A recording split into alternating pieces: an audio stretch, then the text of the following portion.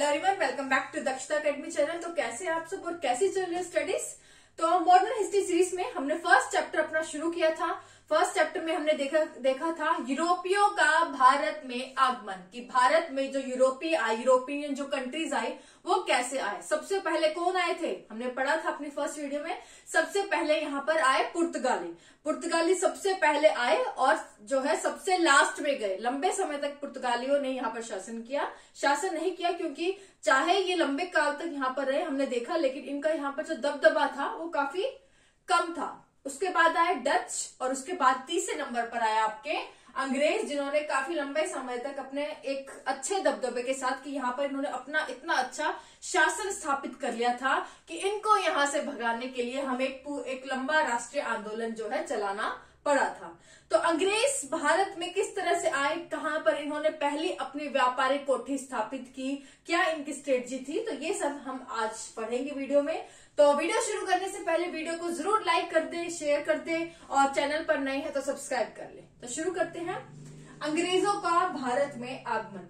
तो अंग्रेजी सरकार ने जब स्टार्ट किया कि उन्होंने सोचा 1588 में 1588 ईस्वी में उन्होंने सोचा कि हम पूर्व की ओर जाकर जो है अपना व्यापार जो है स्थापित करें, व्यापार जो है पूर्वी देशों के साथ जो है शुरू करें। इसके लिए उन्होंने जब पूर्व देशों की ओर वो आगे बढ़े तो 1599 में उन्होंने भारत में जो है ईस्ट इंडिया कंपनी की स्थापना की।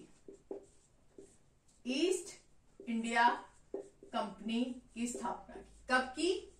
1599 में। तो 1588 ईस्वी में उन्होंने सोचा कि हम पूर्वी देशों की ओर आगे बढ़ेंगे, जहां से चलकर हम जो है आगे व्यापार करेंगे। और इसी सीरीज में आके हम चलकर देखते हैं कि अंग्रेजों ने भारत में 1599 ईस्वी में 1599 में ईस्ट इंडिया कंपनी की स्थापना कर दी। और इस कंपनी को जो ब्रिटेन में आपकी महारानी थी, कौन? महारानी एलिजाबेथ प्रथम। कौन थी? महारानी एलिजाबेथ प्रथम।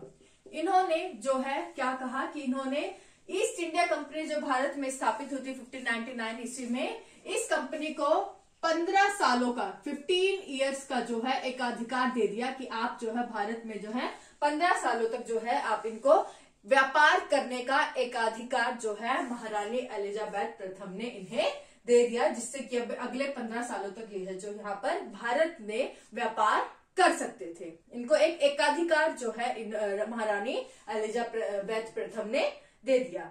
उसके बाद आगे चलकर ब्रिटेन के आपके जो है शासक हुए 1609 ईस्वी में। जो ब्रिटेन के आपके शासक थे कौन? सम्राट जेम्स प्रथम।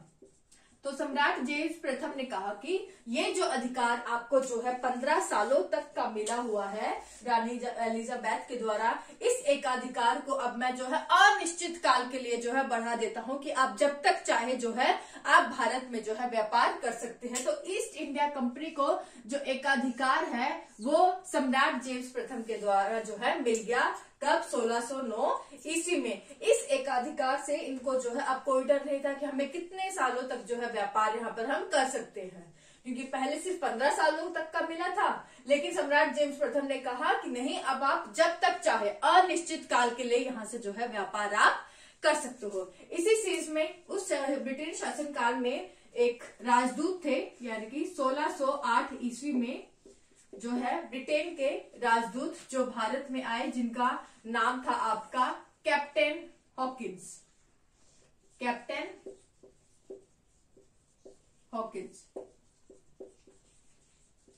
तो ये ब्रिटेन राजदूत थे। इन्होंने 1608 ईस्वी में भारत में सूरत में कहा अब यहाँ पर आपको व्यापार करना है तो आपको एक व्यापारिक कोठी बनानी पड़ेगी। तो सूरत में अंग्रेजों द्वारा जो है कैप्टन हॉकिंस जो इनके राजदूत थे अंग्रेजों के, तो इनके द्वारा जो है सूरत में पहली व्यापारिक कोठी की स्थापना की गई 1608 ईस्वी में। तो ये चीज आपको याद रखना है। अब इन्होंने सोचा चलो अब हम सोचेंगे, चलो हमने व्यापारिक कोठी की अपनी एक फैक्ट्री स्थापित कर ली एक सूरत में। अब हम सोचेंगे अगर हमें यहाँ पर जो अपना लंबे समय तक यहाँ पर अगर शासन करना है तो हमें यहाँ पे एक स्थायी बस्ती के जो निर्माण कर देना चाहिए, इस एरिया में जो है स्थायी बस्ती का निर्माण कर लेना चाहिए। और इसके लिए क्या गए, तो इसके लिए जो कैप्टन हॉकिंस है, सूरत में स्थायी बस्ती के निर्माण के लिए जो है एक परमिशन मांगने गए, कहां पर, जहांगीर के दरबार में, कि हमें जो है आप सूरत में स्थायी बस्ती के निर्माण के लिए जो है आप परमिशन दे दीजिए। लेकिन जो कैप्टन हॉकिंस इनके दरबार में गए, जहांगीर के दरबार में परमिशन मांगने, लेकिन इन्हें ये परमिशन जो है नहीं मिली। तो कैप्टन हॉकिंस को जहांगीर ने सूरत में स्थायी बस्ती निर्माण के लिए परमिशन नहीं दी। लेकिन आगे चलकर जब 1613 ईस्वी में जो है सर टॉमस रो के नेतृत्व में जब ब्रिटिश प्रतिनिधि जहांगीर के दरबार में दोबारा गए परमिशन मांगने कि हमें यहाँ पर जो है स्थायी बस्ती के निर्माण के लिए परमिशन दे दी जाए, तब जो है 1613 ईस्वी में सर टॉमस रो के प्रतिनिधित्व में आए जो ब्रिटिश प्रतिनिधियों की बात जो है जहांगीर ने मान ली और इन्होंने कहा कि ठीक है, आप सूरत में जहां पर आपकी पहले ही व्यापारिक कोठी की स्थापना हो चुकी है, वहां पर आप जो है स्थायी बस्ती का निर्माण जो है आप यहाँ पर अब कर सकते हैं। तो इस तरह से आप देखेंगे धीरे धीरे अंग्रेजों ने यहाँ पर जो है अपना जो है एकाधिकार से जमाना शुरू कर दिया, यहाँ पर जो है धीरे धीरे अपने पैर पसार लिए। तो पहला, कई बार यहाँ पे कंफ्यूजन होती है कि अंग्रेजों द्वारा जो पहली व्यापारिक कोठी की स्थापना की गई वो तो हमें पता है सूरत में की गई। उसके बाद जो है एक और चीज याद रखनी है कि 1611 में जो है उन्होंने प्रथम बस्ती की स्थापना की। तो 1611 में अगर क्वेश्चन आए 1611 ईस्वी में अंग्रेजों ने दक्षिण भारत में जो व्यापारिक कोठी की स्थापना की वो कहां पर की, मसूलीपट्टनम में। यहां पर एक क्वेश्चन बनता है, मैं अभी आपको बताऊंगी। मसूलीपट्टनम जो कहां है, आंध्र प्रदेश में। तो क्वेश्चन अगर आपको आए कि अंग्रेजों के द्वारा जो पहली बस्ती की निर्माण जो है बस्ती निर्माण किया गया वो कब किया गया, पहला बस्ती निर्माण कहाँ किया गया, तो हम आंसर देंगे सूरत में।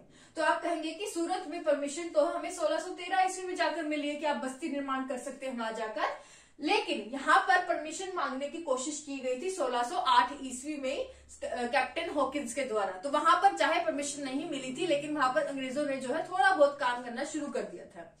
तो क्वेश्चन अगर यहाँ पर फंसता है कि पहली बस्ती निर्माण अंग्रेजों के द्वारा कहाँ किया गया, तो ऑप्शन में सूरत भी होता है और मसूलीपट्टनम भी होता है। तो डेट वाइज देखें तो 1611 है, 1613 में हमें लीगली जो है बस्ती निर्माण की खोज जो है 1613 में लीगली अंग्रेजों को आपको परमिशन मिल चुकी थी कि सूरत में बस्ती निर्माण कर दे, लेकिन 1613 में।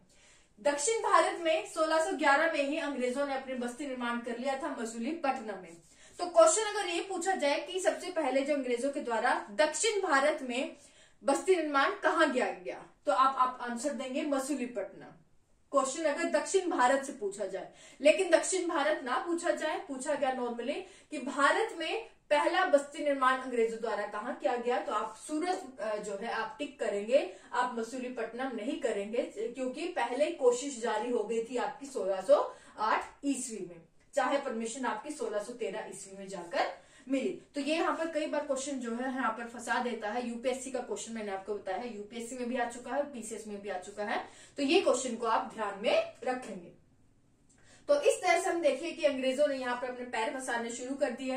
व्यापारिक कोठी की स्थापना के साथ ही इन्होंने यहाँ पर अपने जो बस्ती निर्माण थी यहाँ पर अपना जो है कब्जा, यहाँ पर व्यापार करना जो है और एरिया भी अपना बसाना जो है यहाँ पर उन्होंने शुरू कर दिया। उसके बाद आगे हम चेक देखते हैं।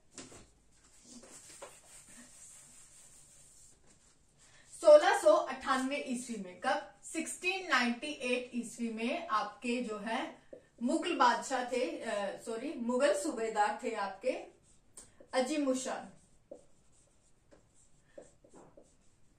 अजीमुशान ने बंगाल के जो 3 स्थानों की, कौन कौन से, आपके सुल्तानती, कोलकाता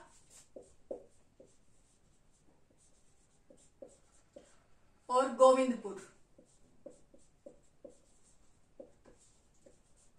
इन तीनों स्थानों की जो जमींदारी है वो अंग्रेजों को सौंप दी। किसने, 1698 ईस्वी में अजीमुशान, मुगल जो आपके सूबेदार थे, अजीमुशान ने सुल्तानती कोलकाता और गोविंदपुर की जो जमींदारी थी वो अंग्रेजों को सौंप दी, और इन तीनों स्थानों को आगे मिलकर जो है किस चीज का नाम दे दिया गया, फोर्ट विलियम। इन तीनों स्थानों को ही आगे चलकर फोर्ट विलियम का नाम दे दिया गया। इन तीनों को मिलाकर जो है फोर्ट विलियम का नाम दिया गया, और इसी फोर्ट विलियम का आगे चलकर क्या नाम दे दिया गया, कोलकाता। लेकिन यहाँ पर आपको याद रखना है कि सुल्तानती कोलकाता और गोविंदपुर को जो मिलाकर फोर्ट विलियम जो नाम दिया गया वो किसके द्वारा दिया गया, आपका दिया किसके द्वारा दिया गया, आपका जॉब चार्नोक। जॉब चार्नोक जो कि आपकी अंग्रेजी अधिकारी थे, तो जॉब चार्नोक ने इन तीनों स्थानों को मिलाकर फोर्ट विलियम का निर्माण किया। इसे फोर्ट विलियम नाम भी जॉब चार्नोक ने दिया, और इसे बाद में कोलकाता के नाम से जाना गया, और कोलकाता नाम भी जो है किसने दिया, आपका जॉब चार्नोक ने ही दिया। और कोलकाता के जो पहले प्रेसिडेंट बने वो कौन थे, चार्ल्स आयर। तो इसके जो फर्स्ट प्रेसिडेंट थे वो कौन थे, चार्ल्स आयर। तो ये आपको याद रखना है कि कोलकाता के जो पहले प्रेसिडेंट बने वो चार्ल्स आयर थे। तो यहां तक समझ आ गया कि कोलकाता की स्थापना कैसे हुई, किसने इसे कोलकाता नाम दिया, इसके फर्स्ट प्रेसिडेंट है वो कौन हुए। आगे चलकर 1717 ईस्वी में 1717 ईस्वी में जो है मुगल बादशाह थे आपके फर्रुख शेर। कौन थे, फर्रुख शेर। फर्रुख शेर ने अंग्रेजों को एक शाही फरमान प्रदान किया। क्या दिया, एक शाही फरमान प्रदान किया। दरअसल क्या हुआ था कि 1717 ईस्वी में जब फर्रुख शेर काफी बीमार हो गए, तब एक अंग्रेजी डॉक्टर थे, अंग्रेजी चिकित्सक थे जिन्होंने इनका जो है इलाज किया था और ये ठीक हो गए थे। तो फर्रुख शेर ने एक गिफ्ट के रूप में, उपहार के रूप में अंग्रेजों को क्या जो है एक शाही फरमान प्रदान किया। इस शाही फरमान में क्या था कि अगर आप जो है वार्षिक जो है अगर आप 3000 रुपए जो है अगर आप बंगाल को देंगे तो उसके बदले आप जो है बिना किसी प्रतिबंध के तो फ्री जो है आप एक निर्मुक्त रूप से जो व्यापार है आप बंगाल में कर सकेंगे। तो एक शाही फरमान जो है अंग्रेजों को फर्रुख शेर ने दिया था कि आप 3000 के बदले, वार्षिक 3000 के बदले बंगाल में जो है फ्रीली व्यापार कर सकते हैं। तो यहां से एक शाही फरमान अंग्रेजों को मिल गया था फर्रुख शेर से कि आप बिना किसी प्रतिबंध के, बिना किसी टैक्स के आप जो है इजीली यहाँ पर आप व्यापार जो है कर सकते हैं। तो इस तरह से आप देखें तो यहाँ पर जो है बंगाल पर जो एक मेन अड्डा था उस टाइम इंडिया का, जहां पर जो जमीन काफी उपजाऊ थी, एक जो मेन अड्डा आप कह सकते हैं वो पूरी तरह से जो है एक तरह से अगर आप देखें तो अंग्रेजों के कब्जे में बंगाल आ गया था। पहले आपको जो है पहले क्या हुआ, पहले जहांगीर के द्वारा उन्हें बस्ती निर्माण की इजाजत दे दी गई। उसके बाद उन्होंने जो है मसूलीपट्टनम में भी बस्ती निर्माण कर लिया। उसके बाद उन्हें कोलकाता जो शहर है, एक जो बड़ा शहर है जो अजीमुशान ने सुल्तानती कोलकाता गोविंदपुर जैसे एरिया जो है अंग्रेजों को दे दिए। ये तीनों एरिया को बाद में कोलकाता बनाया, और कोलकाता भी दरअसल क्या है अंग्रेजों के शासनकाल में आ गया था। और इसी तरह बाद में फर्रुख शेर ने 1717 ईस्वी में क्या किया कि ठीक है अब आप जो है क्या कर सकते हो, 3000 रुपए वार्षिक देके आप फ्रीली जैसे चाहे जो है यहाँ पर आप व्यापार कर सकते हो। अब यहाँ पर आपको कोई रोका टोकी नहीं होगी। तो इस तरह से हम देखते हैं कि अंग्रेजों ने भारत में अपने पैर जमाना जो है वो शुरू किया। वो कैसे, वो शुरुआत में इंडिया में आए, उन्होंने 1599 ईस्वी में एक ईस्ट इंडिया कंपनी स्थापित की। पहले थोड़े टाइम के लिए आए, पहले सिर्फ 15 साल की उन्हें इजाजत प्रदान की गई थी, लेकिन बाद में अनिश्चित काल के लिए जब उन्हें आज्ञा मिल गई यहाँ पर व्यापार करने के लिए, तो किस तरह से उन्होंने व्यापार करने के साथ साथ एक फैक्ट्री स्थापित तो कर ली थी, लेकिन फैक्ट्री के साथ साथ किस तरह से उन्होंने यहाँ पर अपनी एक बस्ती की निर्माण की भी जो है एक परमिशन यहाँ से हमारे बादशाह के, मुगल बादशाह से ले ली थी। तो इस तरह से उन्होंने यहाँ पर एक सुंदर टिकाऊ शासन जो है यहाँ पर शुरू कर दिया। और आगे की हिस्ट्री तो हम आगे पढ़ेंगे ही, कैसे उन्होंने अपनी जो है साम्राज्यवादी नीतियां बनाई, कैसे उन्होंने स्ट्रेटजी बनाए कि यहाँ पर अपनी जो है इकोनॉमिक पावर को स्ट्रॉन्ग किया जाए, अपनी एडमिनिस्ट्रेटिव पावर किया जाए, और धीरे धीरे पूरे भारत देश को अपना जो है गुलाम बना लिया, हम पर जो है राज करना इन्होंने शुरू कर दिया। तो ये था आज का हमारा टॉपिक कि अंग्रेजों का भारत में आगमन, कि कैसे वो शुरुआत में आए और उन्होंने कैसे कैसे धीरे धीरे अपना यहाँ पर शासन का प्रसार किया। तो ये था यूरोपियों के भारत में आगमन में आपके पुर्तगाली, डच, उसके बाद अंग्रेजों का आगमन हुआ। और अब हम नेक्स्ट वीडियो में हमारा ये टॉपिक पूरा खत्म हो जाएगा, जिसमें हम देखेंगे कि अंग्रेजों के बाद आपके कौन आए। डेनिस आए। डेनिस बस 1-2 लाइनों का है, ज्यादा इनको यहाँ पर उन्होंने शासन नहीं किया। डेनिस, और लास्ट में आपके आए फ्रांसीसी। तो ये सब हम कल की वीडियो में कंप्लीट कर देंगे और इसके साथ ही हमारा पूरा पहला टॉपिक मॉडर्न हिस्ट्री का कंप्लीट हो जाएगा। बहुत आराम से मैंने पढ़ाया है, बिल्कुल एक एक चीज को लेकर बहुत बेसिक से पढ़ाया है। बहुत कोशिश की है कि इजी लैंग्वेज में सबको समझाया जाए ताकि सबको, स्टूडेंट को समझ में आ जाए।